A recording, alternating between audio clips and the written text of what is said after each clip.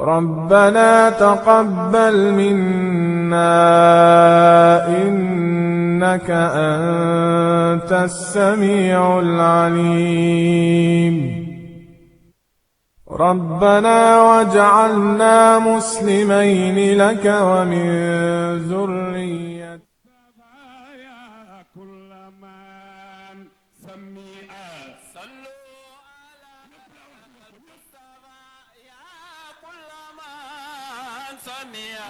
صلوا على المصطفى يا كل من سمي صلوا على المصطفى يا كل من سمي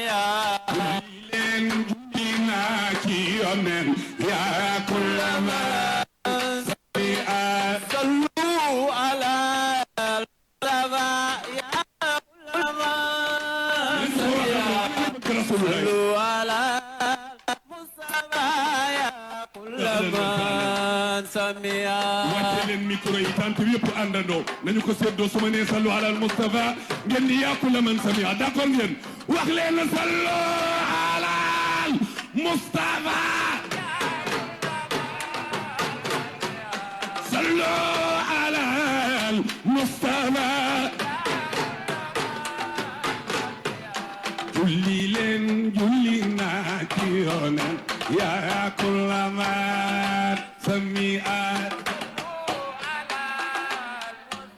نريد سيدنا ابو خادم كمارة وشيخ المختار كمارة كفر ابو شيخ المختار ماني تربية بيونو قبلني كيف واستمع ذكرى من انوار ولما في الكائنات كشمس في سماء طلعت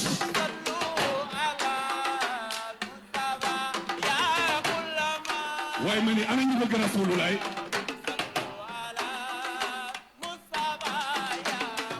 سيدة حفصة صبيون بشراك يا قلبه هذا سيد الأمم وهذه حضرة المختار في الخلود صلوا على المصطفى يا كل من واولي نقول وتنتبي جايولين صلوا على المصطفى سيدي يا كل ما سمع كل نادي يا كل ما سمع صلوا على المصطفى يا كل ما سمع صلوا على المصطفى يا كل ما سمع وقت ويدو خاري ñu jublu ci liggéey bi kilifa yëpp ñëw nañu mi ngi noonu kon yéen a ngi doon déglu ki nga xamante ni moo di Cheikh bu Diop moom moo yoroon animation bi ñu wàccaayu li nga xamante ni moo di cérémonie officielle bi yàggatul dara dina tàmbali nga xamante ni daanaka sëriñ yëpp teew na fi njabootu Cheikh bu Mouhamed Kunta yëpp teew na fi wala ma ne sax njabootu Cheikh bu Naama Kunta yëpp teew na fi ndaxte dëkk yi nga xamante ni ñoo sanc li nga xamante ni moo di Ndiassane ñu ngi fi lu ci mel ni sanc Bouna lu ci mel ni ndànk naar lu ci mel ni ndànk ndeer li ci mel ni guy yatt ñoom ñëpp ñëw nañ fi ànd ak kilifa yi nekk fii ci Ndiassane ki ci bopp ba nekk Cheikh Al Khalifa Kunta nga xam ne moom mooy porte parole kii di xalif général des xaat muy jotaay bu am solo ren nag ñu ngi ci 142e édition di lii di gàmmu Ndiassane ñu koy wax gàmmuwaat ñi naan ko ngénteli ndaxte dañuy màggal itam lii di juddug sangu-sang yi di Seydina Mohamed sallallahu alayhi wa sallam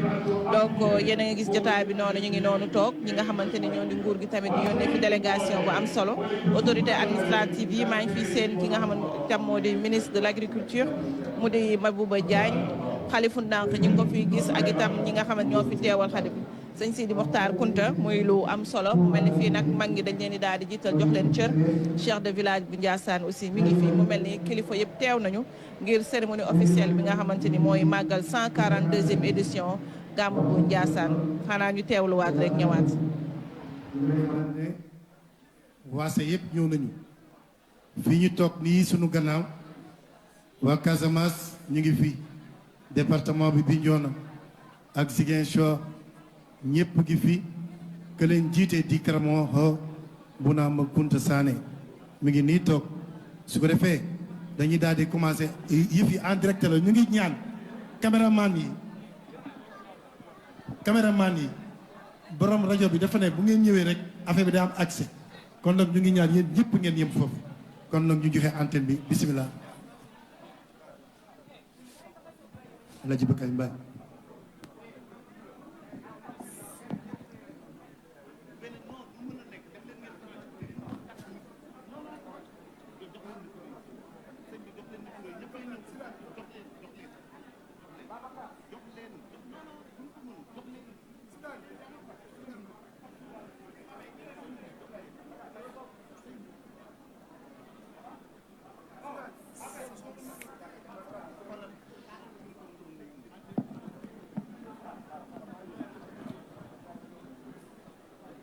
ñu ngi installé wu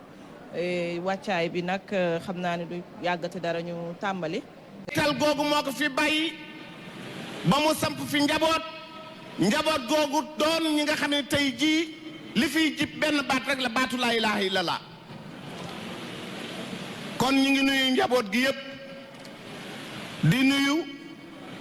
ki xalifa bi jox baat bi di Cheikh al Khalifa Kunta di porte parole organiser gàmmu gi ànd ak i magam Cheikh El Bekkaay ànd ak i magam Cheikh Sidil Maxtaar ànd ak njaboot gi ba tax ñu mën a daje fii daje bi nga xamante ni nii daje sunna la di nuyu bu baax imaamu Njaasaan ñu lay nuyu bu baax Baay Naar di ñaan yàlla sunu borom bàyyi la fi ñoo ngi nuyu bu baax Cheikh Sidil Maxtaar mi nga xam ne moo bàyyeekoo ndànk di nuyu ñi fi bàyyeekoo guy yet ndeer ak bépp dëkk boo xamante ni nii wala sancub lislaam te Cheikh Bounama Kunta sancowuntu ko fi mbokk yi ñi ngi sant yàlla di julli ci yonent bi xam ngeen ni Njaasaan kàddu gu nu fiy jëkk a yëkkati alxuraan lay doon ki nuy jox kàddu gi mooy Cheikh Sidi Ali Kunta moom Serigne Moustapha Kunta moom maamam Sidi Ali moom Cheikh Bou Mohamed Kunta Cheikh Sidi Ali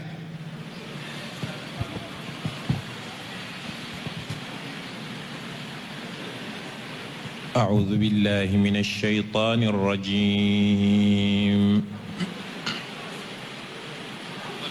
بسم الله الرحمن الرحيم لقد صدق الله رسوله الرؤيا بالحق لتدخلن المسجد الحرام إن شاء الله آمنين محلقين رؤوسكم ومقصرين لا تخافون فعلم ما لم تعلموا فجعل من دون ذلك فتحا قريبا هو الذي أرسل رسوله بالهدى ودين الحق ليظهره على الدين كله وكفى بالله شهيدا محمد رسول الله والذين معه أشداء على الكفار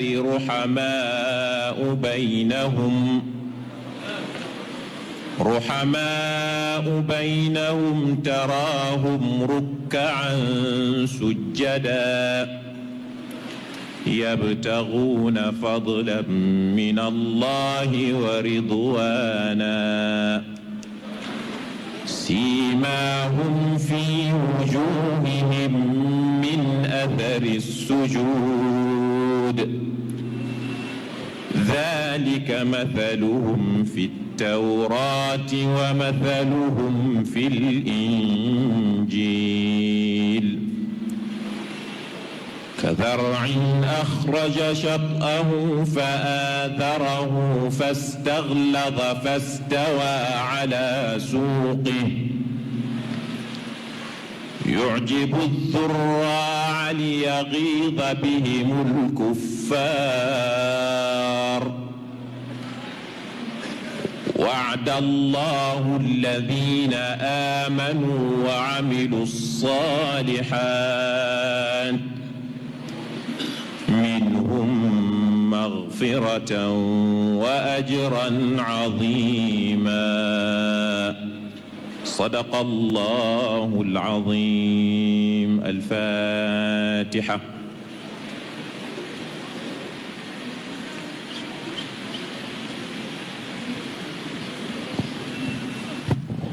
jërëjëf Cheikh Sidi Ali yal na yàlla guddal fan wi yal na yàlla yokk wér wi yàlla bàyyi la fi li nga nàmpatal nga xam waaye tey ma xamal la ni ki nu duppee bés bi di Cheikh al Bekkaay moom Cheikh al Bunaama Kunta xalifaam Serigne Mohamed Baba Kunta mi ngi fi Serigne Cheikh Beydaan Kunta mi ngi fi Serigne Cheikh Sidi Khoya Kunta xalifa Kër Laamin mi ngi fi mbokk yi délégation bi nga xamante ni moo bàyyeekoo ci coordination imam yi ñi ngi fi Ibrahima Baas ak délégation bu mag la àndal délégation Muniru Njegéen Serigne Muniru Njegéen ki nga xamante ni moo yor baat bi di Cheikh Ahmed Cissé Njegéen mi ngi fi Serigne Maxtaan Njegéen mi ngi fi association Ariba bi nga xamante ni imam Idrissa Sow moo ko jiite ñi ngi fi ak délégation bu mag la àndal délégation association village yi nga xamante ni nii ñoo feggoo ak Chérif Lo imam yëpp teew nañ fi délégation association imam yi nga xamante ni ñoo nekk ci wàllu Pikine imam Dame Ndiaye jiite leen mi ngi fi di nit ku baax moom tamit ñu ràññee ko lool ci l'islam Mamadou Moustapha Mbacké mi nga xamante ni moo fi teewal wàllu urbanisme ministre bi mi ngi fi Séni Thiam moom moo fi teewal El Hadji Papa Ndiaye mi nga xamante ni moo nekk ca France di doomu Sénégal bu am jom bu nangoo liggéey Serigne Abdou Fatah Mbacké moom it mi ngi fi ak ñi nga xamante ni ñii ñëpp bokk na ci Bunaama Saane bu Ziguinchor moom tamit mi ngi fi teew fi teewal fi ak délégation yi nga xam ne ñoo bàyyeekoo ci këru diine yëpp di leen ci ñëwaat léegi ñu di leen xamal ni tamit ambassade bu France yebal na fi délégation Florent Biazi di ministre conseiller mi ngi fi Diamane conseiller politique chargé des affaires religieuses bu ambassade bu France mi ngi fi ak Alassane Ba mi nga xam ne moo di seen assistant moom tamit bu ambassade bu France mi ngi fi Côte d'Ivoire ki nga xamante ni mooy de Aïdara moo leen fi teewal moo yor wàllu affaire étrangère wàllu ambassade bu Iran teew nan fi gis ngeen délégation boobu yegg si léegi Bassirou Ndiaye di conseiller technique bu président de l'Assemblée nationale El Hadji Malick Ndiaye moom tamit mi ngi fi te àndoon na ak jëwriñ gi keroog bi nga xam ne mi ngi ñëw di ziar ci ki nga xam ne moo di xalifa bi ambassade bu Qatar yebal nañ fi délégation kon délégation yi nga xam ne ñoo fi teew yëpp le xalif mi ngi leen di remercier di leen ñaanal déplacement bii nga xamante moom la ñu déplacé wu tous les ambassades qui sont présents ici à Ndiassane le khalife vous remercie de votre présence et vous accorde ces prières que le bon Dieu vous accompagne partout, vu les relations qui existent entre le Sénégal et vos pays. Merci. Maintenant, ñu jox kàddu gi sëñ Papa Abdourahmane mu indi délégation bi mu indi discours bi nga xam ne moo di discours français bi jëm ci gàmm gi Papa Abdourahmane.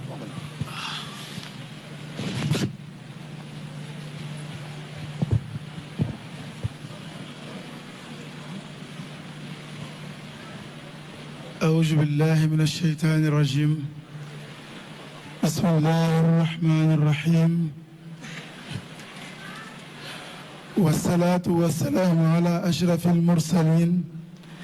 سيدنا محمد وعلى آله وصحبه وسلم تسليما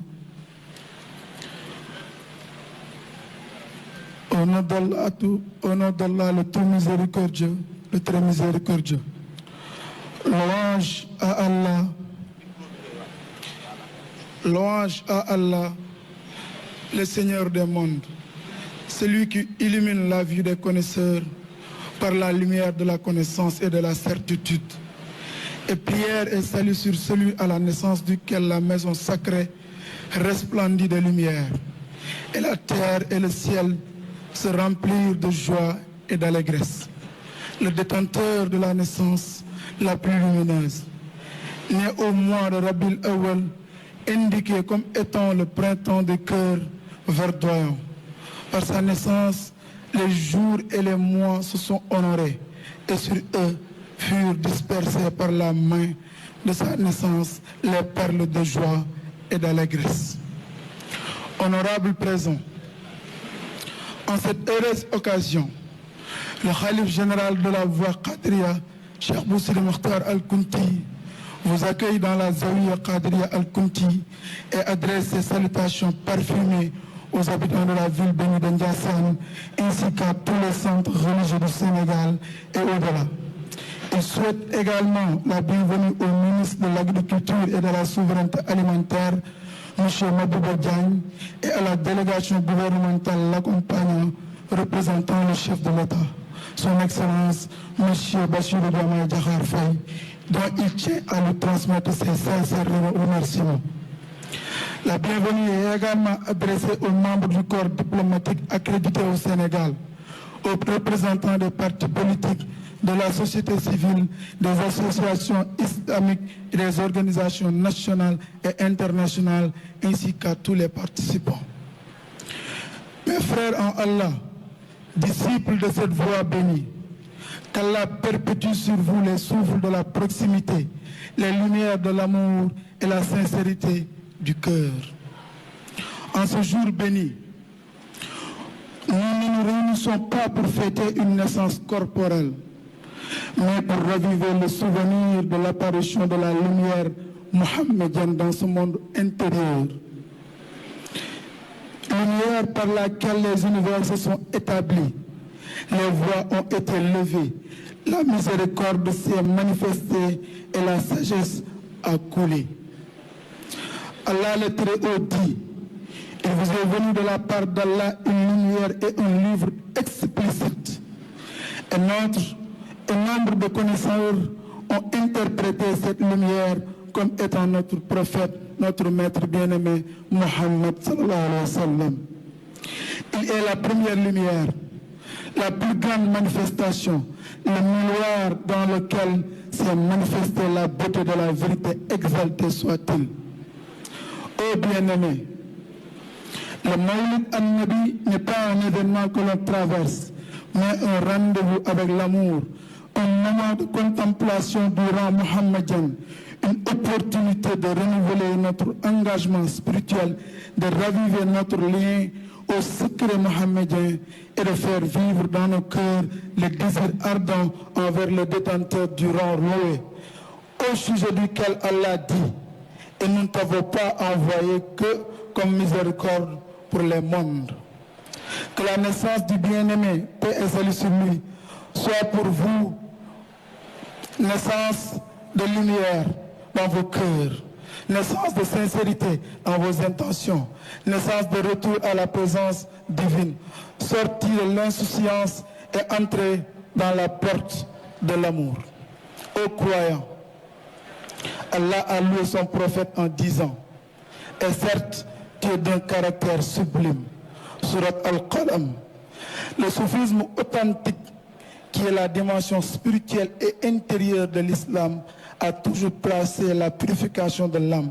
l'épuration de l'esprit et l'acquisition des nobles caractères au centre de sa démarche. L'appel à la moralité n'est pas secondaire, c'est le cœur battant de l'islam. Les maîtres soufis du soufisme nous enseignent que les plus grandes adorations est de se parer des noms sublimes d'Allah. Imam Al-Ghazali a dit, je cite, « La spiritualité est tout entière caractère. En ce jour béni, alors que nous célébrons l'anniversaire du sceau des prophètes, Mohammed, paix et salut sur lui, il nous incombe de méditer sur le message éternel qu'il nous a légué. » Le thème de cette année nous rappelle l'ordre divin. C'est par leur guidance que tu dois suivre. Surat Al-An'am, verset 90, qui nous oriente vers l'importance des bonnes mœurs. Le prophète paix et salut sur lui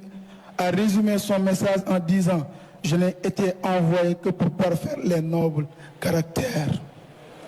Ainsi, l'essence de notre religion est d'orner nos âmes et nos comportements, de suivre la voie des vertus et de viser ce qu'on atteint, le rapprocher, sachant que, au minimum, si nous n'atteignons pas leur rang, nous mourrons sur leur voie. Certes, nous tendons tous vers un même but, qui est d'adorer Allah en toute sincérité, et nous demandons à Allah, exalté soit-il, de faire atteindre à chaque cheminant ce pourquoi il a été créé. Mais face à la multiplicité des croyances, des sectes, des voies et des chemins, chaque esprit conscient doit choisir par quelle voie marcher, à qui s'identifier et avec qui cheminer. Ô frères, malheureusement, nous observons aujourd'hui une érosion des valeurs morales qui ronge le tissu des sociétés, en particulier dans notre chère Afrique, frappée par l'individualisme, la course effrénée derrière les passions mondaines, la tromperie, la perte de la pudeur et autres fléaux qui nous arrachent nos identités et nous éloignent de notre humanité. Tout cela est parmi les choses contre lesquelles Allah, exalté soit-il, nous a mis en garde dans son livre noble. La corruption est apparue sur terre et sur mer à cause de ce que les mains des gens ont acquis, afin qu'ils leur fassent goûter une partie de ce qu'ils ont fait. Peut-être reviendront-ils. Surat Ar-Rum. Cette corruption morale n'est pas sans conséquence. Elle engendre l'insécurité, la perte de confiance, la pauvreté et l'effondrement du lien social. Face à cette réalité, l'appel du Khalif retentit pour reviver la morale n'est pas un luxe, mais une nécessité urgente pour la continuité et l'équilibre de nos sociétés. Et la religion islamique, par ses enseignements, est la meilleure prescription pour traiter toutes les formes de dérives morales qui menacent l'unité des nations. Par ailleurs, dans son modèle de guidance, Cheikh Bou Kounta s'inscrit dans la tradition de la Tariqa Qadiriya, héritée de Cheikh Abdou Khader Al-Jaylan. Cette voie met l'accent sur la purification de l'âme, l'amour sincère du prophète, la proximité d'Allah par la piété, la discipline intérieure, le dhikr et l'élévation des caractères. Cheikh Bou Kounta, à travers ses enseignements et son comportement, a transmis une guidance spirituelle douce mais ferme, enracinée dans le Coran, la Sunna et l'expérience soufie vécue. La guidance de Cheikh Bou Kounta n'est pas limitée au domaine religieux. Il joue également un rôle de conseiller auprès des autorités, de pacificateur entre groupes sociaux ou politiques, de défenseur des valeurs islamiques dans la sphère publique. Il était un leader panafricain enraciné dans les réalités du continent. Cheikh Bou Kounta élève la voix non seulement pour guider spirituellement, mais aussi pour appeler à la renaissance morale de l'Afrique, réaffirmer l'identité islamique africaine enracinée dans la tradition soufie pour solidifier les liens historiques entre les peuples du Sénégal, de la Gambie, du Mali, de la Mauritanie, du Burkina Faso, entre autres, et du monde entier. Dans un monde où les repères se brouillent, où les crises de valeurs secouent les sociétés, la figure de Cheikh Bou Kounta s'impose comme un modèle intemporel de guidance spirituelle, éthique et communautaire. Il n'est pas simplement un maître soufi, mais un référent complet dont l'héritage continue d'éclairer les âmes en quête de vérité, de justice et de paix intérieure.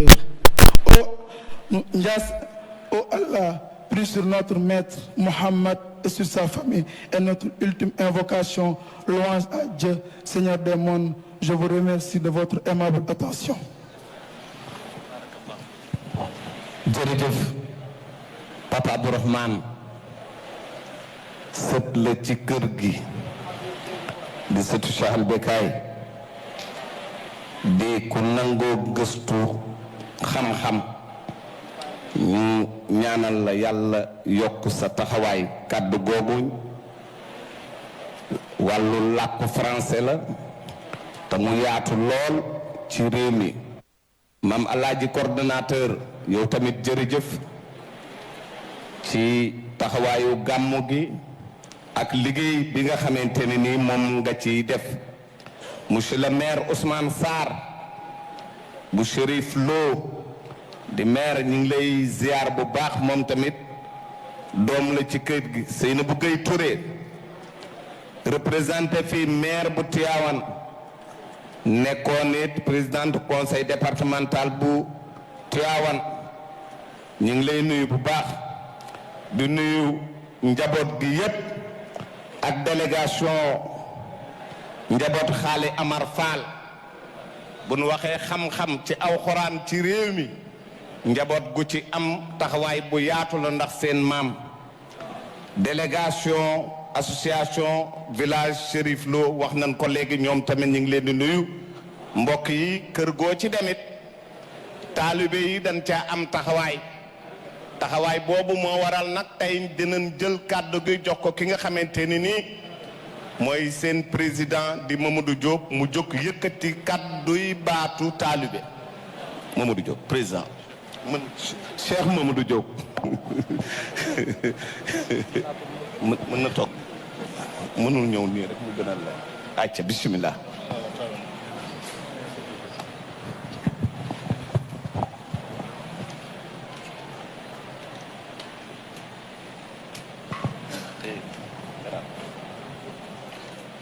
أعوذ بالله من الشيطان الرجيم بسم الله توكلت على الله ولا حول ولا قوة إلا بالله العلي العظيم اللهم صل على سيدنا محمد وعلى آله وصحبه وسلم تسليم السلام عليكم mbokk jullit yi ginnaaw bu ñu sant yàlla julli si yonent bi alayhi salaatu wasalaam ñoo ngi leen di nuyu di leen ziyaare di leen baalu àq di leen baal àq si weer bu tedd bi si bés bu tedd bi sunu nuyoo ak sunu ziyaar ñu ngi siy jiital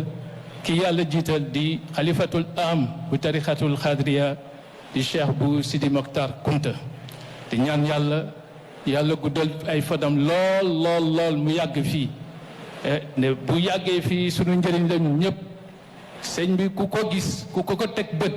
leer buy jolli si moom macha allah yal nañ ko fa yàlla bàyyi ci barke yonent bi alayhi salaatu wasalaam di nuyu rakkam yi tedd yi toog nii ci sunu ginnaaw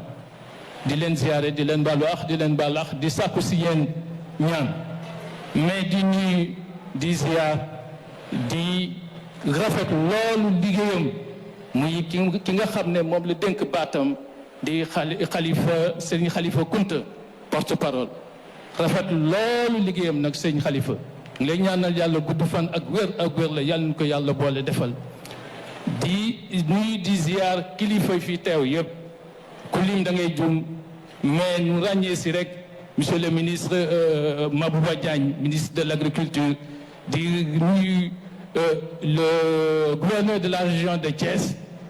di nuyu le préfet ak le sous-préfet de Pambal ak toutes les autorités yi fi nekk autorités religieuses comme autorités administratives di leen sant di leen gërëm ci seen taxawaay mais di nuyu nag di baral loxo sunu mbokk taalibe yi damay commencer d'abord par ñi nga xam ne jóge nañ fu sore boo jëlee ñi jóge Mali ñu jógee Burkina Faso ñu jógee Côte d'Ivoire yoon bi metti na loolu te façon jafe-jafe bu nekk leen jànkonteel pour egsi fii ñu ngi leen di sant di leen gërëm di nuyu mbokk yi jógee Gambie Casamance Guinée Conakry ñoom it di leen sant di leen gërëm ci seen taxawaay mais di beral loxo nag taalibe yi nekk si 14 régions yëpp Sénégal macha allah ñëpp si jàpp si bés bi ñëpp si jàpp di leen di sant di leen gërëm di leen wax ne rek ñun taalibe yi suñu xel dal na ci suñu sëriñ si macha allah wax naa ko sànq ñun kay suñu xel dal na suñu yaakaar wér na ñun nag taalibe ñoo war a gën a góorgóorlu man koo nekk benn tappe xol yi ñaan yàlla defal nu jàmm suñ ko defee rek macha allah léppay baax incha allah di sant ñëpp di gërëm ñëpp di wax ne nu bàyyi xel tamit si fédération nationale des daayira Xaadu Kuntiyu parce que moo ëmb lépp moom mooy socle bi nga xam ne branche bu nekk di jóge si tarixa bi fu nga nekk nu bàyyi si xel bu baax a baax di sant ñëpp di gërëm ñëpp di sant coordonnateur El Hadj Mamadou Kounta si liggéeyam ak si taxawaayam macha allah ñu ngi sant ñëpp di gërëm ñëpp asalaamualeykum wa rahmatullahi taala wa barakatuh. jërëjëf Serigne wala Cheikh Mamadou Diop kooku moo jiite fédération taalibe yi njabootu Cheikh bu Mohamed Kounta yëpp ñuy nuyu it sunu sakk yaatu lool ci kër gi te fu mu ku ko gis rek sa xel dem ci njabootu Cheikh bu Mohamed Kounta mu di Cheikh bu Diop ñu ngi lay nuyu bu baax lépp loo xam ne day yëkkati ci kër gi yaa ngi ci di nuyu bu baax Cheikh Sidil Makhtar wax nañ leen ko bu ndànk sama Cheikh Sidil Makhtar yooyu toog dendandoo ñu ngi leen di nuyu kii Baye Sidi Lamine kii di coordonnateur di nuyu bu baax Serigne Djili Kabataan di nuyu bu baax Cheikh Abdou Khadr bu Baye Sidi Yahya ñu ngi lay ziar Serigne Habib Kounta ñu ngi leen di ziar mbokk yi njabootu Cheikh bu Mohamed Kounta yëpp ku nu tudd ak ku nu tuddul na nga dugal sa bopp ci ñi nu tudd ñu ngi leen di ziar bu baax Papa Abdou Kounta Fall moom tamit fépp fu njabootu Cheikh bu Mohamed Kounta taxaw ziar nan ko moom ak magam Pap Fall ndax njaboot la goo xam ne la leen seen bàyyi loon ci Njaasaan wala ci njabootu Cheikh bu Mohamed Kounta njabootu Cheikh al Munama fàttewuñ ci dara ñu ngi leen di ziar bu baax Seynabou Gaye Touré di présidente conseil départemental Tivaouane wax nga dëgg kooku sunu jigéen la te doom la ci kër gi ñu ngi koy ziar mbokk yi balaa ñoo jox le ministre Mabouba Diagne kàddu gi ñi mu àndal bokk na ci Ibrahima Diouk di directeur de cabinet Abdoulaye Dieng di conseiller technique Makhtar Ndiaye directeur de l'agriculture Mamadou Diagne directeur de l'élevage Youssou Gueye directeur des bassins de rétention et des lacs artificiels Bassirou Fall coordonnateur du PRAST Dame Sow coordonnateur PNDIS adjudant Momar Ndiaye Aw attaché de cabinet du ministre Penda Mbow di responsable communication kooku sunu jigéen la ñu bëgg bu baax sëriñ bi ñu ñaanalal nañu ko bu baax jigéen ju baax la te nangoo liggéey madame Li Aminata Diagne assistante du ministre Bouna Kounta responsable administratif et financier kooku it ci njaboot gi la bokk Aziz Diop di chef du service de département agriculture bu Tivaouane Samba Camara di chef de service département de l'élevage bu Tivaouane Serigne Amdi Moustapha Mbacké di coordonnateur national du programme national aménagement et de la modernisation des villes religieuses ñooñu le ministre bi àndal ñëw ci tànki le président de la République Bassirou Diomaye Diakhar Faye ak it ci ndigalu son premier ministre Ousmane Sonko mbokk yi kaddu yi dañ koy bàyyeeg ministre bi mu yëkkati ko muy kaddu yoo xam ni kadduy président de la République jëm ci Njaasaan ak xalifa bi ak taalibe yi.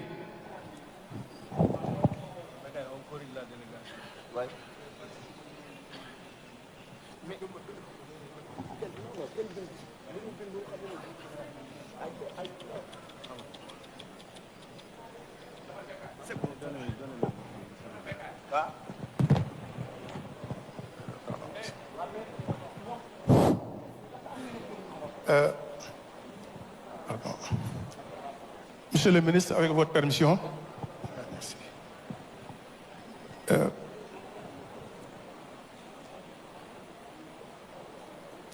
Porte-parole,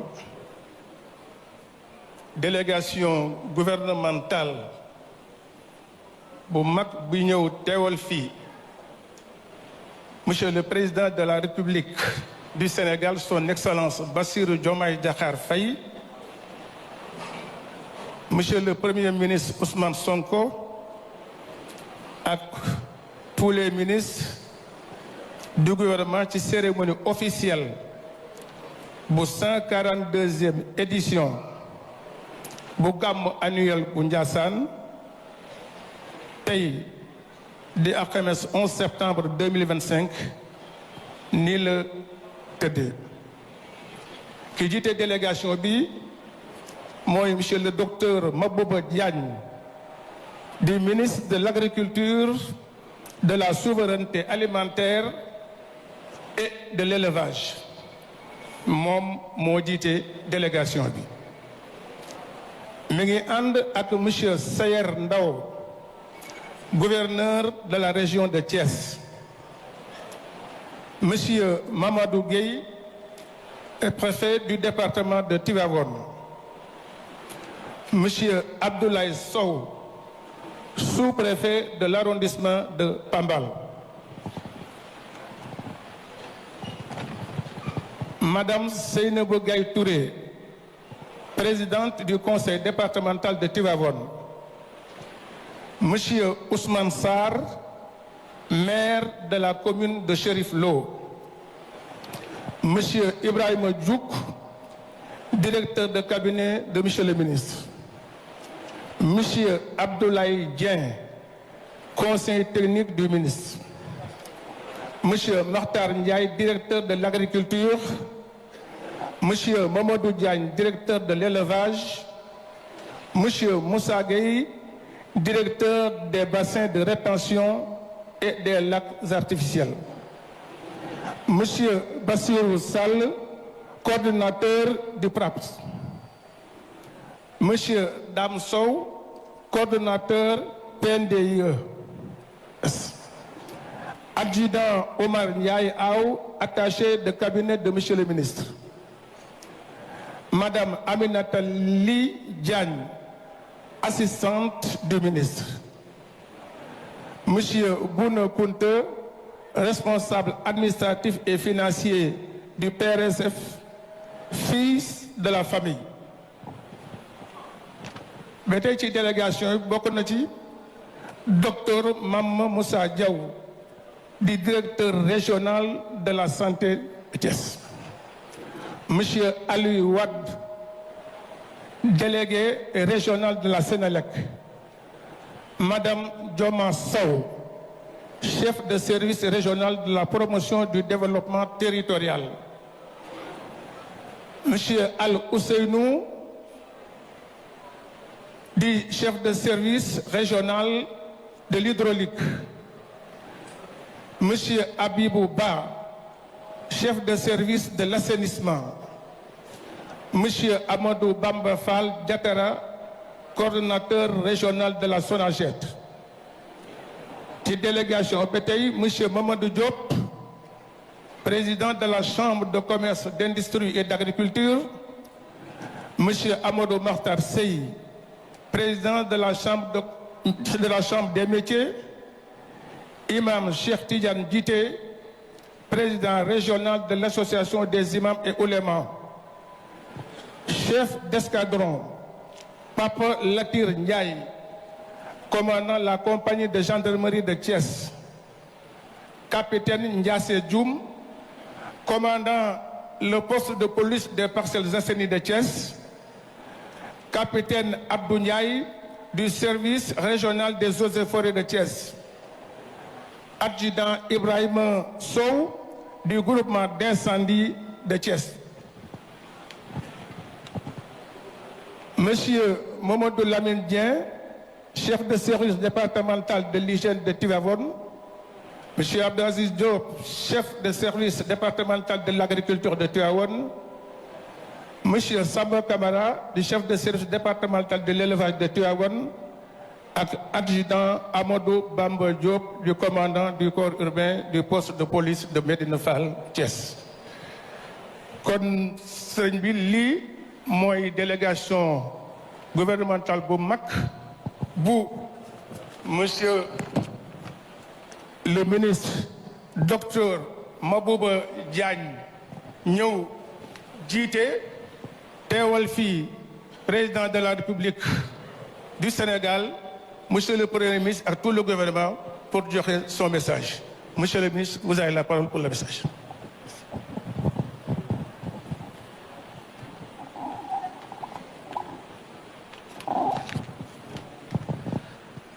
asalaamaaleykum wa rahmatullah. Yéen ñëpp ñoo ngi leen di nuyu seen tur ak seen sant di nuyu jël nuyoo bi di ko teg ci xalifa bi di ko teg ci njaboot gi di ko teg ci ñëpp ñi fi teew ni ñëw xalifa bi ak waa këram dalale rafet na lool te ci turu son excellence le président de la république ci turu premier ministre bi ñoo ngi leen di delloo nuyoo bi. Éminence Cheikh Bou Sidi Makhtar Kounta, Khalife général des cadres, honorables mesdames et messieurs les représentants des institutions de la République, monsieur le gouverneur, monsieur le préfet, ambassadeurs et dignitaires, imams et tous les directeurs qui sont ici présents,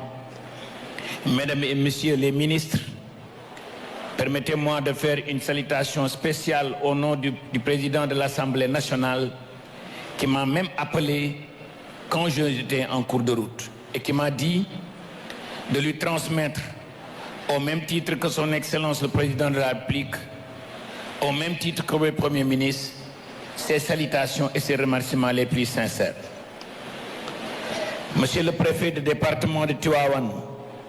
monsieur le gouverneur, la manière dont vous avez organisé notre arrivée mérite aussi une reconnaissance très distinguée. Madame la présidente du conseil départemental de Tivaouane, monsieur le maire de la commune de Tivaouane, mais aussi un fils de cette localité qui est aussi un opérateur, un acteur économique, qui est le président Modou Fall, qui non seulement fait partie de cette maison, mais aussi fait partie de la maison du ministère de l'Agriculture, de la Souveraineté alimentaire et de l'Élevage. Donc, monsieur le président Modou Fall, nous vous disons aussi salutations. Mesdames et messieurs, distingués invités, à vos titres, rangs et grades respectifs, Serigne Cheikh Abdou Kounta, opérateur et fils de la famille. Mesdames et messieurs, chers fidèles, c'est pour moi un honneur de diriger la délégation gouvernementale ici venue présenter son Excellence le Président de la République, M. Bassirou Diomaye Diakhar Faye, mais aussi son Premier ministre qui est le chef de notre gouvernement, à cette cité bénie de Ndiassane à l'occasion de cette édition 2025 du Gamou. Éminence, Cheikh Bou Sidi Makhtar Kounta, Khalife général des cadres, je voudrais à l'entame de mes propos vous transmettre les salutations, les remerciements de son Excellence le Président de la République du Sénégal, Bassirou Diomaye Diakhar Faye, du Premier ministre Ousmane Sonko et de tout le gouvernement qu'il dirige. Chers dignitaires et disciples Khadr, le Gamou de Ndiassane que nous célébrons aujourd'hui constitue la tradition Khadria, le 8e jour de la naissance du prophète Mohammed sallallahu alayhi wa sallam. Cette commémoration transforme chaque année cette cité sainte en lieu de ferveur et de piété, mais accueillant des fidèles venus de tous les horizons, unis pour l'amour du prophète Mohammed sallallahu alayhi wa sallam et l'attachement aux enseignements de Cheikh Mohamed Boukounta, fondateur de la tariqa Khadria au Sénégal. Ce Gamou aussi est une plateforme d'intégration régionale. Nous avons vu les fidèles du Mali, les fidèles du Burkina, les fidèles de la Côte d'Ivoire, et nous avons vu une représentation diplomatique très soutenue. Au passage, je salue l'ambassadeur de Iran, l'ambassadeur de la Côte d'Ivoire, le ministre représentant la République française et toutes les délégations diplomatiques. Mesdames et messieurs, chers disciples de la tariqa Khadria, le thème retenu de cette édition 2025 du Gamou, que je cite, voilà ce que Allah a guidé. Suis donc dans leur direction. Fin de citation. Nous invite non seulement à méditer sur la nécessité de suivre la voie des élus d'Allah, de rester fidèle à la sunna du prophète Mohammed sallallahu alayhi wa sallam, mais aussi de prendre exemple sur les hommes et les femmes de vertu qui incarnent la guidance divine. Cette famille religieuse que nous visitons aujourd'hui est une parfaite illustration de cette obéissance en Dieu. Ce verset sublime constitue une injonction divine, claire, invitant à prendre pour modèle ce que le Tout-Puissant a élu comme guide religieuse pour l'humanité. En ce jour de commémoration de la naissance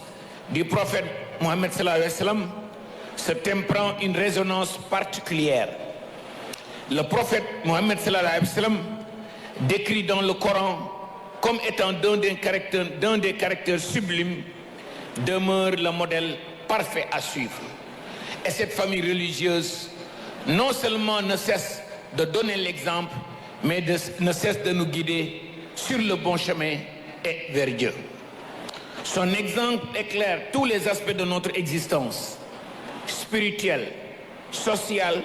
familiale et communautaire. La tariqa Khadria, à travers ses maîtres successifs, a su préserver et transmettre ses héritages prophétiques, nous enseignant de suivre la guidance divine, mais aussi de marcher sur les traces du prophète Mohammed sallallahu alayhi wa sallam avec sérénité et détermination. Mesdames et messieurs, notre pays traverse un moment crucial dans son histoire. Sous le leadership de son Excellence le Président de la République, Bassirou Diomaye Diakhar Faye, sous le leadership du chef du gouvernement, M. Ousmane Sonko,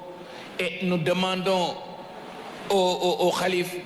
non seulement de prier pour le Sénégal, mais de faire des prières spéciales pour la réussite de son Excellence le Président de la République, pour la réussite du Premier ministre, pour la réussite du gouvernement, mais aussi de prier pour que cet hivernage sur lequel on est, que ça réussisse et que yalna barkel. Le gouvernement reconnaît pleinement le rôle fondamental des confréries religieuses dans l'édification morale de notre société, et son Excellence le Président de la République ne cesse de magnifier, ne cesse de glorifier le grand rôle que les communautés religieuses et les tariqas jouent au Sénégal. Votre contribution à la paix sociale, à la cohésion nationale et à l'éducation des consciences constitue un pilier essentiel de notre stabilité démocratique. Et vous l'avez démontré à plusieurs occasions. À ces temps d'incertitude mondiale, où l'extrémisme tente de détourner le message du sublime de l'islam, votre incarnation d'un islam authentique, uni, tolérant et ouvert au dialogue honore notre nation et conforte notre position de référence en matière de coexistence religieuse et pacifique. Le thème de cette année nous invite tous, gouvernants et gouvernés, à nous inspirer de l'exemple prophétique et de la famille de Cheikh Kounta pour bâtir une société plus juste, plus équitable et plus solidaire. C'est dans cet esprit que le gouvernement, sous le leadership de son Excellence le Président de la République, sous le leadership du Premier ministre, demande au gouvernement de s'atteler à mettre en œuvre des politiques publiques guidées par les principes de justice, de social et de développement inclusif. Éminent Cheikh Bou Sidi Mokhtar Kounta, l'État du Sénégal réaffirme solennellement à son engagement indéfectible à garantir la liberté de culte et à accompagner toutes les communautés religieuses dans l'épanouissement de leur foi et de leur activité culturelle. Éminent Cheikh Bou Sidi Mokhtar Kounta, son Excellence le Président de la République vous transmet non seulement ses salutations les plus sincères, mais ses remerciements les plus chaleureux. Votre rôle dans la formation des consciences et la promotion des valeurs civiques mérite notre reconnaissance et notre accompagnement constant. Nous sollicitons par la même occasion vos prières et vos bénédictions, l'entente, la paix et la prospérité qui élisent domicile à jamais notre serre. Donc nous vous remercions et nous vous demandons toutes nos félicitations pour l'organisation de ce beau gàmmu. li may wax rek mooy ma jëm koo tënk ci wolof di commencer discours wolof bi di nuyu xalifa bi di nuyu rakkam yi di nuyu njaboot gu tedd gi ñu fi fekk di nuyu gouverneur bi di nuyu préfet bi di nuyu représentation diplomatique yi ak ñi nga xam ne ni teewal nañ fi yeneen ministères yi. bi may ñëw nax président assemblée nationale daf maa woo ne ma yaa ngi dem foo xam ne nii nag sama kër la waxtaan naa aussi sama patron muy premier ministre bi balaa ma fi egsi pour vous dire que ne président de la république premier ministre bi président assemblée nationale ñoom ñëpp non seulement président assemblée nationale ñëwoon na fi mais ñoo ngi feddali seen nuyu ak seen ak coloré gu ñu am ak xalifa bi am koog taalibe yi te mu gàmmu gi nag daf ñoo interpellé ñun ñëpp di ñu rappelé ne sëriñ bi xalifa bi li muy digle mooy ñu delloo suñu bopp ci yàlla xalifa bi li muy digle mooy nañu ànd xalifa bi li muy digle mooy nañu tolérant xalifa bi li ñuy digle mooy nañuy dimbalante loolu nag son excellence le président de la république rafetlu ko lool li ñu naan nag ku lim rek da nga juum waaye dafa am ñoo xam ne nii nag mënuñ leen a fàtte gën leen a feddali ku ñuy wax ku mel ni président Modou Fall président conseil départemental bi gouverneur beeg préfet beeg préfet bi ak gouverneur bi moom fii la ñu bokk. donc daal sëriñ bi président de la république mi ngi lay sant di la gërëm premier ministre bi mi ngi lay sant di la gërëm gouvernement bi mi ngi lay sant di la gërëm te di la ñaanal yàlla nga yàgg ci li lool alxuraan bi nga xam ne nii nag moom moo sas dëkk bi yàlla na fi yàgg sax yàlla nañu lépp loo xam ne nii son excellence le président de la république ak premier ministre bi ñoo ngi koy mébét di ci dox di ci wax ak seeni ñaan yàlla na antu ñoo ngi leen di gërëm di leen sant wasalaam. jërëjëf kàddu yi rafet na bàyyeekoo ci jëwriñ gi ñu dénk wàllu mbay mi moom sa bopp gi ci dund bi ak li nga xam ne moo di sàmm mi ma Bouba Diagne ñu koy gërëm bu baax kàddu yooyu kàddu yi président de la république la ñuy wax rek teewaayu Oustaz Alioune Sall buñ ko déggee xel dem ci aw xuraan di sëriñu daara di kuy yeete ci lislaam Oustaz Alioune Mbaye bu Sud FM Seyda Absa Kunta Fall kooku ci kër gi la bokk ñuy nuyu tamit ak gërëm commandant brigade gendarmerie bu Ndiassane Basirou Ndior ñu ngi lay gërëm kër gi njaboot gi xalifa bi ci taxawaay bi nga xamante ne nii ci wàllu kaaraange moom la ñu def fii ci Ndiassane délégation xalif général bu Thiénaba ki ko fi teewal di sëriñ Madiodio Seck di taaw ci xalifa bi moom it ñëw fi tànki waajuram tànki Thiénaba yépp mbokk yi li des nag mooy kàdduy xalif général Khadria Cheikh Sidil Makhtar Kunta mu bàyyeekoo ci ki nga xam ne moom la ñu dénk baat bi di sëriñ Khalifa Kunta mu yëkkati ay kàddoom jëm ci jullit yi sëriñ bi balaa say kàddoo jib réew mi nawet bi ñi ngi ñaan mu barkeel nga ñaanal ko réew mi nga ñaanal président de la république nga ñaanal gouvernement bi liggéey bi nuy liggéey yàlla barkeel ko nga ñaanal ko ndax réew mi jëm ci kanam te réew mi soxna ko nga ñaanal ndawi réew mi nga ñaanal réew mi koom-koom bi gën a yokk ci barke yonent bi sa maam boo ko ci ñaanee yàlla nangu ko am nañ ci yaakaar gàmmu kër Lamine dinañ ci ñëwaat kon mbokk yi loolu mooy kàddu yi ñu bàyyi leen ak Khalifa Kunta mi yor baat bi jërëjëf sëñ bi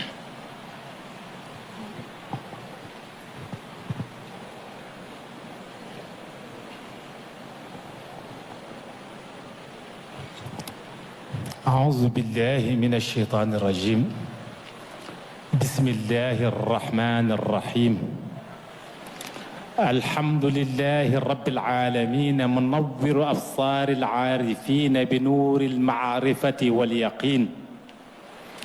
وجاذب أزمة أسرار المحققين بجذبات القرب والتمكين فاتح أقفال قلوب الموحدين بفاتحة التوحيد الفتح المبين الذي أحسن كل شيء خلقه وبدأ خلق الإنسان من طين ثم جعل نسله من سلالة من ماء مهين والصلاة والسلام على الذي أشرق البيت عند وضعه نورا وامتلأت الأرض والسماء به فرحا وسرورا صاحب الميلاد الأنور والظهور الأحمدي الأظهر المولود في ربيع الأول والمشار إلى أنه ربيع القلوب الأخضل الذي شرفت بمولده الأيام والشهور ونثرت عليها من كف مولده اللآلي الأفراح والسرور السلام عليكم أيها الحضور الكرام باسم الخليفة العام للطريقة القادرية والأب الروح لذرية جدنا شيخنا الشيخ أبي نعامة الكنتي السلام عليكم ورحمة الله وبركاته باسمه في هذه المناسبة السعيدة يرحب بكم الخليفة العام للطريقة القادرية الشيخ بو ابن الشيخ سيد المختار ابن الشيخ بو محمد الكنتي ابن الشيخ بو نعامة كنت في الزاوية الكنتية القادرية ويوجه بالتحية العطرة للسكان مدينة جاسان المباركة ولجميع الزوايا الكنتي مثل ندنق كجور مسقط رأسنا وسنجبون وندير وقيت وجميع المراكز الدينية الأخرى في السنغال وخارجها ويرحب بالوزير الذي تكلف أمورنا نحن البوادي الوزير مبوبة جان وجميع الوفد الذي رافقوا معه والوفد الحكومة المرافق له الذي يمثل رئيس الدولة فخامة السيد بشير جماي جاخر فاي حفظه الله وصدد خطاه ويود أن تنقلوا إليه خالص الشكر والتقدير على توفير المطلبات قدر الإمكان لإحياء المولد النبوي الشريف في هذه الحضرة الدينية جاسان المباركة المحروسة. كذلك الترحيب الموصول إلى أعضاء السلك الدبلوماسي المعتد في السنغال وممثل الأحزاب السياسية والمجتمع المدني والجمعيات الإسلامية والمنظمات الوطنية والدولية وكافة الحاضرين والمشاركين معا حثا في هذه الحفلة الدينية الميمونية التي هي سنية تكريم الولادة وخاصة الأيام الأشهر عند سائر الأمة بين 12 يوم بزوغ رمز الرحمة الإلهية إلى 19 يوم ظهور اسم واسطة عقد النبيين قائد الأنبياء المكرمين نبي الرحمة الإلهية الذي هو حقيقة مهب الأسرار الرحمانية والأخلاق المرضية. السلام عليكم ورحمة الله. keroog bi ñu sante Yàlla subhanahu wa taala julli si sang-sangi Seydina Muhammad sallallahu alayhi wa sallam Cheikh Bou Sidi Mokhtar al Kunti al xalifatu al aam li tariqati al qadriya ma ñu wax ni Cheikh Bou Sidi Mokhtar al Kunti xalifatu rasulullahi sallallahu alayhi wa sallam fi al ard Cheikh Bou Sidi Mokhtar al Kunti xalifatu Cheikh Abdou Khadir Jilani fi al ard mi ngi dalal Sénégal yépp ci boqaa mubaaraka bi di jiital sant sunu borom bi subhaanahu wa taala ci weer wii daaw fi lañ teewoon ñu ñaan teewaat fi ren sunu borom bi dimbali ñu ba ñu bokk ci ñi fi teew ren te ñi fi teewoon te teewuñu fi defuñu yàlla lu tax yàlla teewalu leen fi ñun ñi fi teew defaluñu yàlla lu tax mu bàyyi ñu teew fi lépp dafa aju ci coobareem na faalun li ma yurid ñuy sant gu amul ab di julli di sëlmal ci ki waral jotaay bii di sangu-sang yi di Seydina Muhammad di maamu Cheikh Bou Sidi Mokhtar al Kuntiyu sëriñ bi di sant li ko yenent bi sant mooy qaddimu Quraysh wala tuaxiruhum xolam sedd lool ci jotaay bu tedd bi ni jotaay bi demee ak ni jotaay bi tëddee di jiital ay rakkam yi nga xam ni ñoo ko wuutu ci place bi mu waroon a toog ñu jéggal ko yolamal ko ngigu mageem muy Cheikh Sidil Mokhtar al Kunti yu mi toogal ko fële ca ndànk di xalifatu ndànk ak rakkam Cheikh Sidil Mokhtar al Kunti yu doomu Cheikh Sidil Lamine ak seeni rakk ak seeni doom ak Cheikh Sidil Mokhtar al Kuntiyu di porte parole am ca ndànk di porte parole ndànk di rakkam ak mboolee ki rakkam Cheikh Abdul Qadir Jeylaani mu Cheikh Sidi Yahya ak rakkam Cheikh Abdul Qadir Jeylaani mu Sëriñ Mamadou toogal fi Cheikh al Bekaay ak rakkam Cheikh Adama Kunta toogal fi waa kër Cheikh Sidi Lamine ànd ak magam Cheikh Sidil Mokhtar al Kuntiyu Cheikh al Bekaay Cheikh Sidi Yahya Sëriñ Mouhamed Bekaay ak Sëriñ Bou Bekaay ak seen rakk ak njabootu Cheikh al Bekaay yépp Sëriñ Ousmane Kunta Cheikh Sidi Ali Kunta ak njabootu Cheikh Sidi Ali Kunta yépp Sëriñ Zeyni Kunta Sëriñ Mouhamadou Tamba ak mbooleem njabootu Sëriñ Abdou Latif yépp Cheikh Bouna Kunta Cheikh Sidi Yahya Kunta Alaaji Ahmed Kunta njabootu Cheikh Bou Mouhamed Kunta yépp Cheikh Sidi Lamine Balle Sëriñ Mouhamed Saoudi njabootu Cheikh Maam Sidi Balle yépp njabootu Ndeer Cheikh Mouhamadul Jullit Sëriñ Abdourahman Kunta njabootu sanc Buuna sëriñ Wuldu Baay cheikh bu Mohamed Kunta cheikh Sidi Xooya mu kër Laamin ak njabootu sunu maam Buuna Kunta mu sanc yépp njabootu xaali Buuna Sidi Chérif sëriñ Hamdi Haydara sëriñ Mohamed Haydara imam ak seeni njaboot yépp mboolem taalibe ahlul kunti yu ñu ngi si ronu si tant bii li tax sëriñ bi sant mooy njàngale gàmmu ren ci ni ahlul kunti yu jàngale ci war a ànd bennoo juboo ànd ngir yàlla akuk mbokk waaye ngir yàlla akuk diine lislaam sëriñ bi di dalal ganam bi nga xam ni tey kàddoom moo féete kàddu kaw ci réew mi yépp di kàddu président de la république Bassirou Diomaye Diakhar Faye di ministre de l'agriculture di Mabouba Diagne monsieur le ministre sëriñ bi sëtu Seydina Muhammad sallallahu alayhi wa sallam la dafay dund sunna te maamam Seydina Muhammad sallallahu alayhi wa sallam moo wax ni akrimu duyufakum ndax laa yumin man kaana yuminu billahi wal yawmi al axir fal yukrim dayfahu kon tey jàppal ni nahnu duyuf wa anta ahlul rabbul bayt tey ñun ñooy gan yi yow mi président yebal yow ak sa délégation yéen a méngoo Njaasaan ba keroog ngeen di dem monsieur le ministre taalibi ahlul kunti yow waaye islam bi yépp a ngi ci tànt bi mboolem seen turuq ñi ngi ci tànt bi sëriñ bi di yeesal kóllëreem ak mbokki kër diineem yi nga xam ne ci maamam sallallahu alayhi wa sallam la ñu jàpp moo tax ñu jàpp ko te wan ko cofeel gu mat sëkk muy kóllëre gu sax ci lislaam di kóllëre ak deret waa kër Sel Hadji Malick yii di ay dëkkandoom sëriñ Babacar Sy Al Mansour jiitu ci lépp lu fa nit yóbbu ci wàllu hadiya dana ko laaj ndax yóbbul nga Cheikh bu Sidi Maxtaar ca Njaasaan loolu sëriñ bi mi ngi ko koy téyal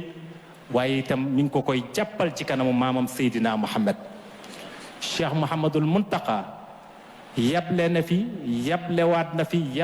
na fi sëriñ Abdul Fatah mu alxaaji Baara Mbàkke mi ngi ko teewal ak sëriñ Mouhamadul Moustapha ibnu Mouhamadul Hafiz ñi ngi fii si jotaay bi sëriñ Xasan Canaba doomam taawam mi ngi fi di wëllërëb sëriñ bi di dëkkandoo sëriñ bi itam di mbokkub sëriñ bi sëriñ Amadou Saxir Njëgën doomam wax katam bi nga xam ne moo yor kàddoom njabootam ñi ngi ci jotaay bi ahlul laaheen ñi ngi fi sunu kër maama Abdullahi Ñas di Cheikh Tidiane Ñas ak sëriñ Maahi Ñas mu Cheikh Ibrahima Ñas seen njaboot yépp ñi ngi fi waaye munazamatu diiniya association des ulama et des imams du Sénégal ñëpp ñu ngi fii ñu mën see lim léegi sunu mbokku daara bi di oustaz Alioune Sall mi war a taxawee conférence su tey bi ci taataan moom ak sunu wajur di sunu kilifa sunu mag di Cheikh Mouhamadul Baydaan mi nga xam ne ci moom la ñuy mujje ndax bis bii di bisub Seydina Muhammad sallallahu alayhi wa sallam sëriñ bi daf cee joxe ab jàngale mooy fa bi hudaahu maqtadi ñu jël ko darajaale ko wala invité d'honneur ko wala wanew yoonu Cheikh al Bekaay ibnu Cheikh Bun Ama mi taawu Cheikh Bun Ama monsieur le ministre ñu présenté le tuuti ci lu gàtt li waral loolu ahlul kunti yu partout lañ nekk en Afrique wax naa ko keroog bi fi Pape Alé Niang ñëwee ni intégration africain bu ñu bëggee mu taxaw nañ ko jaare ci ahlul kunti yu ñëw fi 1800 indi fi tariqa qadriya yaatal fi diine Cheikh Bun Ama Kunta bàyyi njaboot bàyyi mbokk bàyyi lépp ngir diine ak yàlla ak taxawal sunnas maamam Seydina Muhammad kim fi njëkk a am ci njaboot mooy Cheikh al Bekaay mi ñu bëgg a wane tey di taawam ak mboole mi rakkam di sëriñ Hamdi ma ci topp sëriñ Abdourahman Cheikh Sidi Lamine Zeynil Abidin Cheikh Sidi Muxtaar Cheikh Al Khalifa ba Cheikh bu Mouhamed Kunta mii leen dalal ci penc mii di caatam. sëriñ bi monsieur le ministre ku santul nit doo sant yàlla mi ngi sant président de la république ci taxawaayam ci processus u gàmmu waaye di sant ki nga xam ni moom lañ ñu boole loon minal alifi ilal yaa ci wàccaayu gàmmu gi muy monsieur le ministre de l'intérieur mu yabaloon kuñ naan Abdoulahi Sow di sous-préfet Pambal te Ndiassane bokk ci communauté Chérif Lo yi aju ci communauté rural bu Pambal mu njëkk a def ak ñun CDD Alaaji Mamadou Kunta doomam coordinateur jiite woon ko coordonné ko biñ ci jógee doomam monsieur le préfet di Mamadou Gueye toogal fi république bi ci département de Tivaouane jël mbir mi amee ni gàmmu Ndiassane gàmmu Seydina Mohamed la kon dinaa def lu nekk ba mu réussir def na ba def l'impossible ngir gàmmu ko réussir monsieur le gouverneur di doomi sëriñ bi di kilifa Mamadou Gueye ak kilifa Abdoulaye Sow jox leen ordre yu mat sëkk jox leen jumtukaay ak matuwaay yu mat sëkk ngir réussiru gàmmu gi ba keroog bi ñu toogee ci kanamu ministre de l'intérieur lañ ñu santoon ko service étatique yi santoon ko démembrement d'état lépp lañ ca mënoon def nañ ko lu mat nag yàlla rek ko am kon sëriñ bi mi ngi lay seedeel nit asgor nga defal ko teraanga mu guuxi lex ni maa ko yeyoo kooku du asgor dañ ko koy jiiñ ndax alhamdulillahi rabbil alamin la yàlla wax te mboolem xeetu cant yi ñeent la xamdal qadimi lil qadimi xamdal qadimi lil xadisi xamdal qadisi lil qadimi xamdal xadisi lil xadisi ni'mal abdu innahu kaana awaab sëriñ bi mi ngi ñaan di sant yàlla bu baax a baax ci njabootu boppam muy taalibe ahlul kunti yi yëpp di Mali Burkina Mauritanie Gambie Casamance Bawal Siin Saalum Kajoor Ganjoor Waalo ñépp ak Ndakaaru tase nañ fii Njaasaan tey muy ñaan képp ku fi indi aajo ak aajo boo mën a am yal na la ko yàlla fajal monsieur le ministre sa kër di agriculture di kër sëriñ bi ndax sëriñ bi baykat la ay baykat rek la yilif ndax àll Kajoor bi di ndànk ndeer sanc guyat baalige cëwun ay suufam la te suuf soo xamante si nii la maamam moo ko sancoon ngir ñu tuur fa seen ñaq ci wàllu mbay yàlla def tey nga jiite lépp loo xam ne mooy wàllu agriculture yàlla def agriculture ba nga jiite kër ga Youssou Gueye mi nekk ci sa wet Sëriñ Buuna Kunta mi nekk ci sa wet Alpha Diallo mi nekk ci sa wet ak mbooleen seen ya nekk ci kër ga ak ki nga xam ne mooy président des opérateurs du Sénégal di Sëriñ Modou Fall ak Cheikh Abdou Kunta mi rakkam ñoom ñëpp di njabootu sëriñ bi kon kër googu këru sëriñ bi la moo tax sëriñ bi di la tàllal loxo di la ñaanal ñu gën a bàyyi xel mbaykat yi xam na ni yaa ngi leen di bàyyi xel mi ngi lay ñaanal itam di la tàllal loxo ci dëkkam yu tedd yooyu ci programme bi nga xam ne son excellence monsieur le premier ministre ak monsieur le président jox nañ la ko muy coopérative agricole communautaire di CAC nga xam ni programme la bu yaatu mu di la ñaanal nga am ci ndam réussir total ndax Sénégal dëkku mbay le 70% informel la te informel bi li ci ëpp bay la kon mbay mi bu baaxee lépp baax ndax yonent bi sallallahu alayhi wa sallam dafa ne ala inna fi ljasadi mudga ida saluha saluha aljasadu kullu wa ida fasada fasada aljasadu kullu ala hiya wa hiya alqalbu xol mooy loo xam ne bu baaxee yaramu doomu aadama lépp baax waaye lan mooy xolum réew xolu réew mooy mbay kon mbay moomu sëriñ bi mi ngi ñaan barkeel mbay moomu waaye mi ngi ñaan li la président dénk programme bi ni mu diisee yàlla oyofal la ko nawet bii ñu dugg ba muy waaj a jeex ñëpp a ngi xaw a jaaxle waaye sëriñ bi mi ngi ñaan na ñëpp dalal seen xel waaye dalal xel bi nag dafa am charte bi mooy inna allaha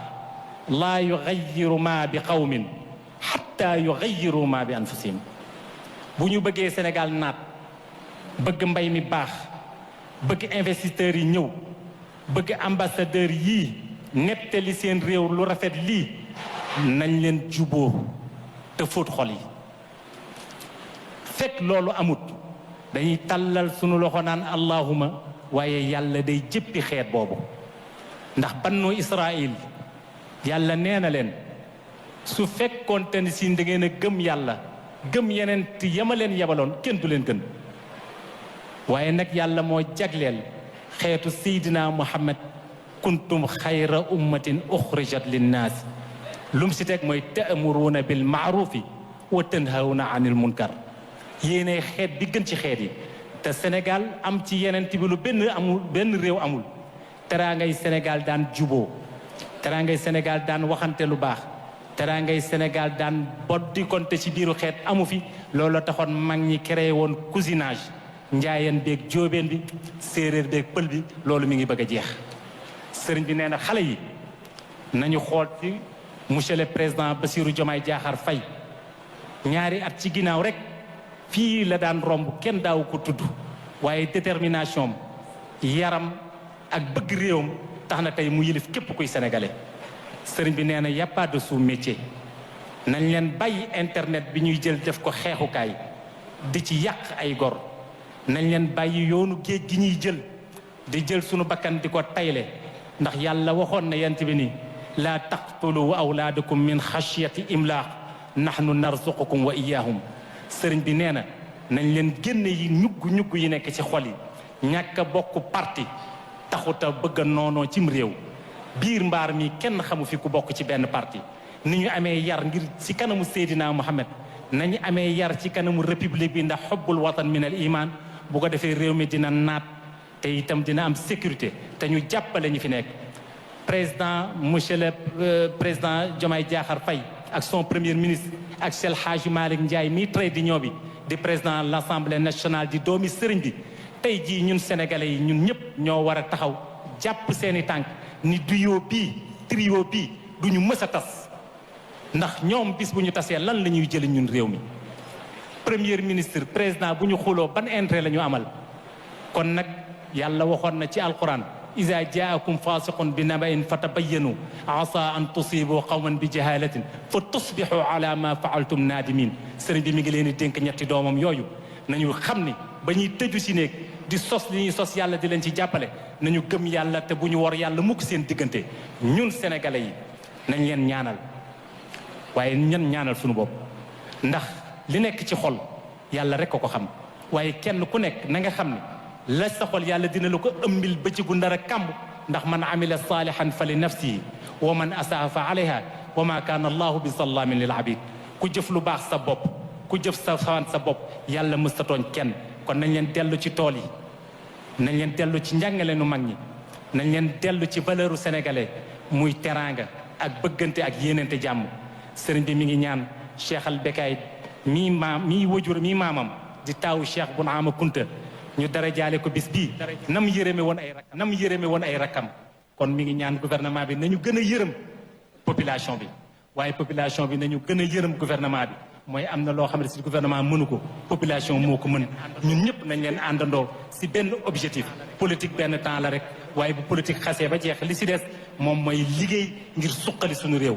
bokk ndey bokk baay bennoo ngir valeur Sénégal ngir li nga xam ni moom mooy image yu Sénégal partout dans l'international mu rafet ndax kenn ku nekk ci réew moo la war a gënal leneen ndax lenn lépp ñëpp lenn kenn ku ne ngi ci te kenn ku nekk buñ ñu la woon nga dindi sa maam sulli ko ci bàmmeelam yóbbu ko feneen nga bañ kon boog sunu maam yi fi nekk nañu fexe ba sagal leen nañu fexe ba suturaal leen nañu fexe ba sagal leen ci bëggante bennoo te àndandoo liggéey ngir réew mi naat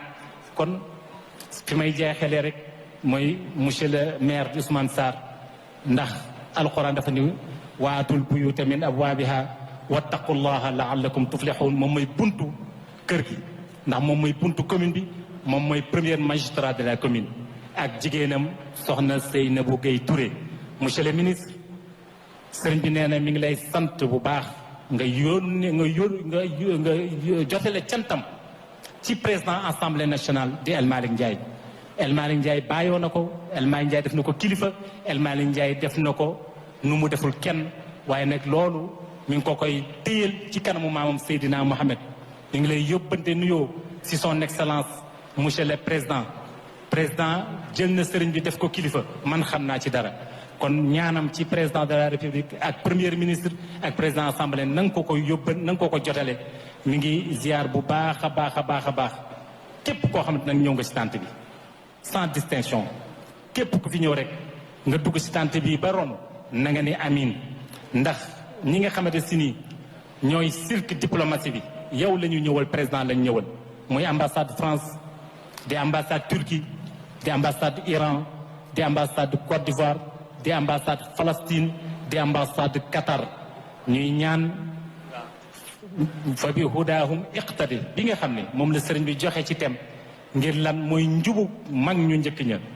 njubug yenent yu njëkk ya njubug saxaaba ya waaye njubug ahlul kunti yu waaye njabootu Cheikh Bounama sëriñ bi joxe na ndigal bu ngoonee ñu jàngat ko ba kenn ku nekk booy dem mën koo yóbbaale sëriñ bi sant na bu baax fi ñuy tëjee nag sëriñ bi nee na nekk nañ ci jamono joo xam ne loo def bàkkaar la kon jullit ñi bari leen lu ngeen di jéggalu seen borom te ngeen maytu bàkkaar ndax bàkkaar day lore bàkkaar day gàttal fan bàkkaar day lëndëmal addunay nit te ku ne xam nga bàkkaar ku wéet xam sa bopp waaye nee na nañuy muslu ci seytaane ndax bàkkaar yi bari na te yàlla waxoon na ni fastaghfiru rabbakum innahu kaana ghaffara yursilis samaa aleykum midrara bis bu ñu dañee ci bàkkaar asamaan si dina wàcce ndox mu teey te barkeel sëriñ bi nee na ñu ngi nekk ci jamono joo xam ne si ni kiñaan bari na te xamul lu ko waral ndax kiñaan fankul muur kenn ku nekk yàlla bindal na la sa wërsëg lan moo waral xeexante bi lan moo waral yàqante bi lan moo waral boddikonte bi lan moo waral gasante bi ay kambu lan moo waral xamu ko lépp mi ngi ci xol yi kon nañ leen muslu ci seytaane te di bëri lu ñuy ñaanal yaa sattaaru ndax yàlla wàcce sutura sunu réew mi ndax réew yi ñu wër yépp fu nekk ña ngi fay dégg dara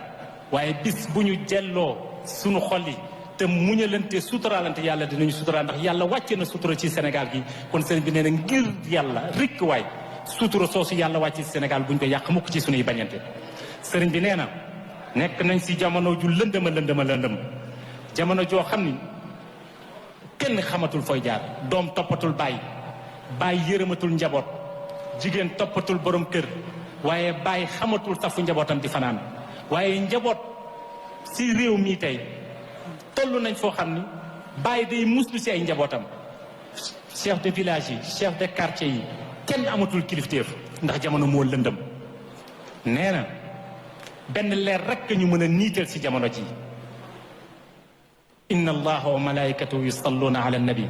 ya ayyuha allazina amanu sallu alayhi wa sallimu taslima nee na nañu dellu ci yenent bi ndax yenent bi mooy niitukaay bi yenent bi mooy jaaruwaay bi yenent bi mooy walluwaay bi yenent bi mooy référence bi yenent bi la yàlla wax fa awxa ila abdihi ma awxa kon Sénégal nañ leen gën a bëggaat yenent bi nañ leen bëri def ay salaatu ala nabi ngir niital sunu àdduna waaye ngir niital réew mi ngir mu bañ a dugg ci lenn lëndëm ndax bis bu duggee ci lëndëm ñun ñii ñoo koy rëccu ndax musiba du yem ci bopp borom ittaqu fitna la tusibanna allazina zalamu minkum xaasa sëriñ bi nee na mi ngi sant nag ñuy tas waxam ji yépp di presse bi presse nationale ak presse internationale kon Cheikh Sidil Muxtaar al Kuntiyu Cheikh Sidil Muxtaar al Kuntiyu yow mi nga xam ne yaa fi mag tey si sëtu Cheikh Bounama yi waaye yow mi nga xam ne yaa fi mag tey si sëtu Cheikh bu Kunta yi waaye yow mi nga xam ne tey yaa mag ci tant bi sëriñ bi jox la baatinam tey jox la allahumma sëriñ bi mi ngi lay jox ndigal nga tàllal sa loxo xool sa maam Cheikh bu Kunta mii ci rawdu bi xool sa maam Seydina Muhammad ñu xool la bëtu yërmande ngir yàlla wàcceel ñu naataange te fajal ñu aajo yi Cheikh al Bekaay sëriñ bi mi ngi lay sant bu baax ndax man mii di porte parole ñu jiital ma seen kanam ngeen di doomi sëriñ bi yow say rak ak Baye Sidi Maxtaar say mag ak Mamadou ki rakkam sëriñ baa ngi leen di sant ndax yombalal ngeen ko liggéey bi bis bu ngeen taxawoon ni Cheikh Al Khalifa mii dañ koy faqastal dafay metti rek waaye poussière rek mooy am waaye seen yar seen njureel ngeen jëndee ko taalibe waaye nag lebal ba lebal daj lebal yàlla ak yenente ba gën a wóor yàlla na leen yàlla fay kon Cheikh Sidi Makhtar bu ñu paree bu Cheikh Hadj Bekay paree na ñëpp tàllal loxo yi ba bu ñu julee tàkkusaan ñëpp ñëwaat waaye ñaan gi nag kenn ku nekk fi nga toog si tànt bi na nga dindi li nekk sa xol jëmale ko sa mbokku jullit ndax dañuy ñaan yàlla mbaar mi bu ñu fi jógee aajo yépp daal di faju te loolu mi ngi si suñu xol wasalaamu aleykum wa rahmatullah jërëjëf Kunta Sidi Makhtar yal na yàlla guddal sa fan yal na la fi yàlla bàyyi li tax xalifa bi jox la baat bi wone nga ko ci yar wane nga ko ci taalibe wane ko ci njuréel gi nga xamante ni moom la xalifa bi am ci yow ñu ngi lay gërëm ñu ngi lay sant kàddu yooyu di kàddu yoo xamante ni askan wi yëpp war nañ cee mën a jàng nga wax ko ci kanamu ki nga xam ne moo fi ñëwee ci tànki président de la république ñu ngi leen di ñaanal monsieur le ministre ñaan yi sëñ bi di waaj a ñaan yal na leen dal waaye ñuy nuyu it directeur général archive nationale Mohamed Lat Diop ñu ngi koy ziyaare Cheikh Albounama Sané ma bàyyeekoo Ziguinchor ñu ngi koy ziyaare et di ziyaare chef de service yëpp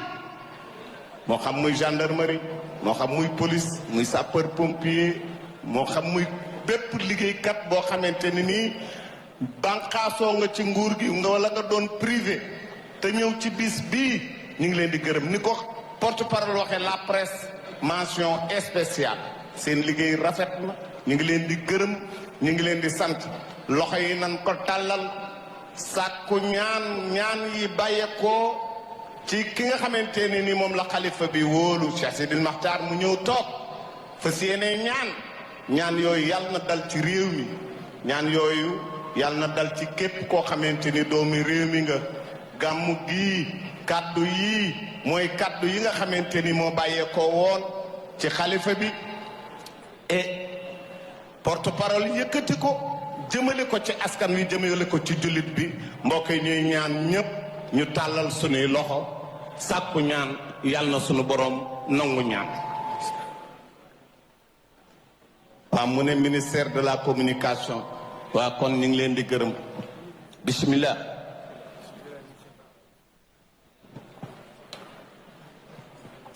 amin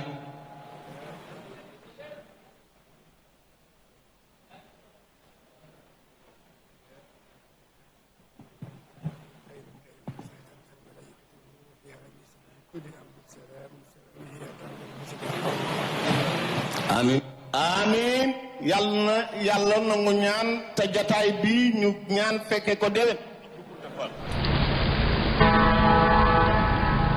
ربنا تقبل منا